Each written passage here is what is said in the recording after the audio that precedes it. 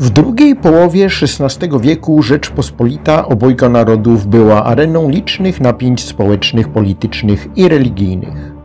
Jednym z najbardziej wyrazistych przejawów tego wrzenia było powstanie kozackie pod wodzą Semena Nalewajki, które trwało od 1594 roku do 1596 roku. Był to jeden z najważniejszych zrywów kozackich przed Wielkim Powstaniem Bohtana Chmielnickiego i odegrał istotną rolę w kształtowaniu się dalszych relacji między kozakami a Rzeczpospolitą.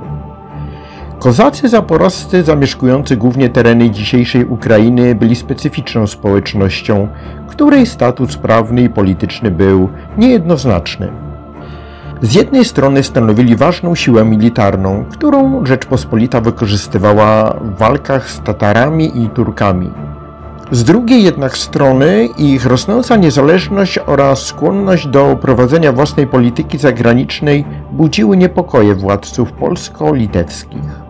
Rzeczpospolita próbowała podporządkować kozaków poprzez ustanowienie rejestru kozackiego, czyli spisu tych kozaków, którzy formalnie służyli w wojsku koronnym i otrzymywali za to żołd. Pozostali kozacy, nieobjęci rejestrem, byli traktowani jako wyjęci spod prawa awanturnicy. W tym kontekście rodziły się coraz większe napięcia oraz prowadziło do licznych buntów i powstań. Kozacy niezadowoleni z ograniczeń nakładanych przez władze Rzeczypospolitej często znajdowali sprzymierzeńców wśród chłopów i mieszczan, którzy również cierpieli z powodu rosnącego ucisku feudalnego. Semen Nalewajko urodził się około 1560 roku na Wołyniu. Był jednym z najbardziej charyzmatycznych i zdolnych przywódców kozackich tamtych czasów. Jego droga do przywództwa była usłana licznymi sukcesami wojskowymi, które zyskały mu szacunek i popularność wśród kozaków oraz chłopstwa. Przed wybuchem powstania Nalewajko brał udział w licznych wyprawach na terytorium tureckie i tatarskie, zdobywając nie tylko łupy, ale także doświadczenie bojowe i reputację nieustraszonego dowódcy. W 1594 roku na fali rosnącego niezadowolenia społecznego Nalewajko zdecydował się stanąć na czele powstania przeciwko Rzeczypospolitej. Osobistą i bezpośrednią przyczyną była zemsta za śmierć ojca zamordowanego przez szlachcica Marcina Kalinowskiego. Głównymi przyczynami był jednak zakaz samowolnego występowania przeciwko Turcji oraz rosnące sprzeczności między szlachtą a masami chłopskimi.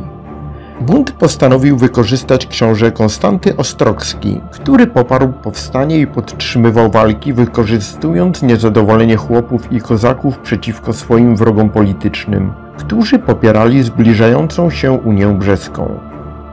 Połączenie cerkwi prawosławnej z kościołem łacińskim w Rzeczypospolitej obojga narodów, dokonane formalnie w Brześciu Litewskim w 1596 roku.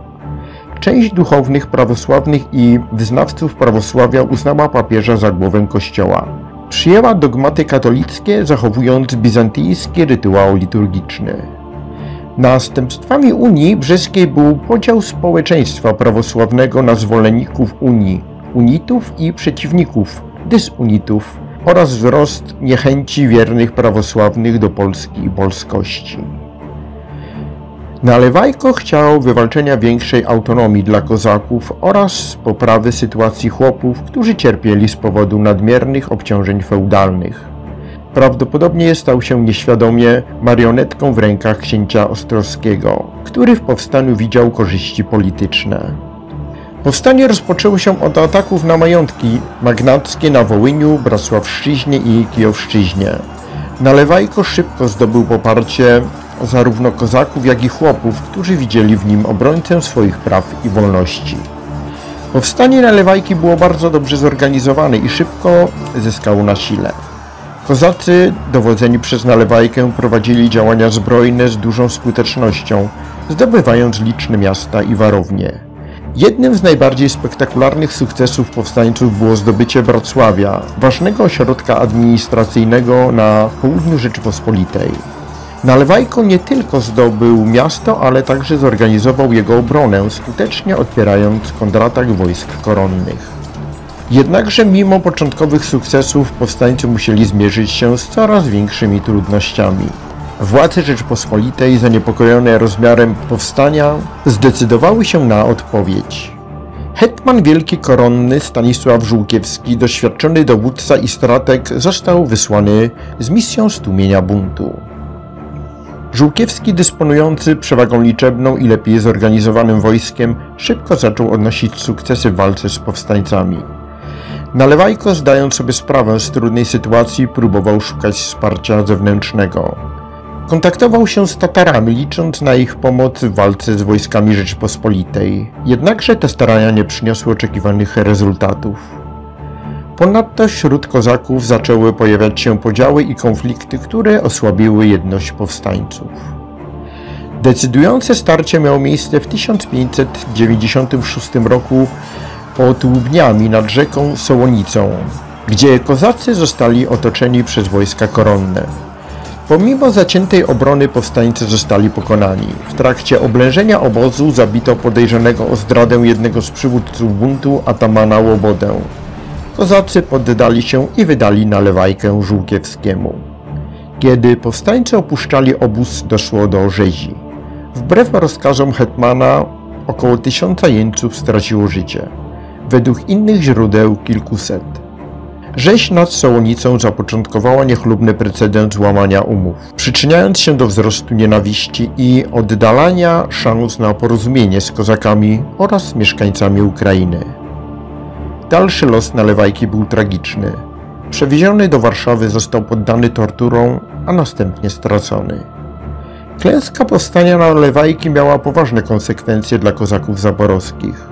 Po raz kolejny zostali oni zmuszeni do podporządkowania się władzom Rzeczypospolitej, a ich dążenie do większej autonomii zostało brutalnie stłumione. Jednakże mimo porażki powstanie nalewajki miało długofalowy wpływ na relacje między Rzeczypospolitą a kozakami. Było to jedno z ostatnich dużych powstań kozackich przed Wielkim Buntem Chmielnickiego, który wybuchł w 1648 roku. Choć powstanie nalewajki zakończyło się porażką, postać samego przywódcy oraz jej zryw stał się częścią kozackiej legendy.